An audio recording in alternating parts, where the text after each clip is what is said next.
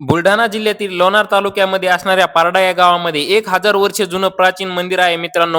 आणि या मंदिराच्या कळसाच्या वरती तुम्ही गेल्यानंतर तुम्हाला एक गुफा देखील पाहायला भेटते. तर चला आज बघूया आपण. तर रामकृष्ण हरी मित्रांनो, मी तुमचा मित्र नवनाथ राज भिंडे. मित्रांनो, तुम्हाला माहिती आहे, रविवार आला की मी तुम्हाला काहीतरी वेगळ्या काहीतरी गोष्टी दाखवत असतो. आणि या रविवारी मी आलो होतो एका प्राचीन शोधामध्ये. आणि मित्रांनो, तुम्हाला काही अशा सुंदर वस्तू दाखवताना मला अशा रस्त्याने सुद्धा जावं लागते. त्याच्यामुळे आपल्या व्हिडिओला एकदा लाईक करीत जा आणि शेअर करायला विसरत जाऊ नका.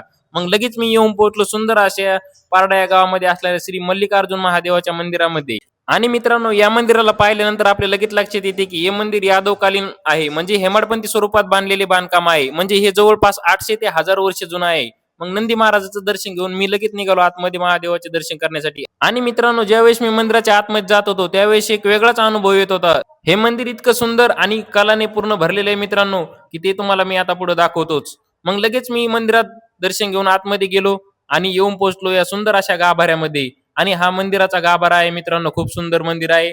आणि हे पूर्णपणे दगडी स्वरूपात बांधकाम केलेले आहे. आणि मंदिराच्या आतमध्ये मित्रांनो तुम्हाला अशी सुंदर अशी महादेवाची पिंड दिसेल आणि तुम्हाला शिव पार्वतीची सुद्धा मूर्ती इथं पाहायला भेटेल.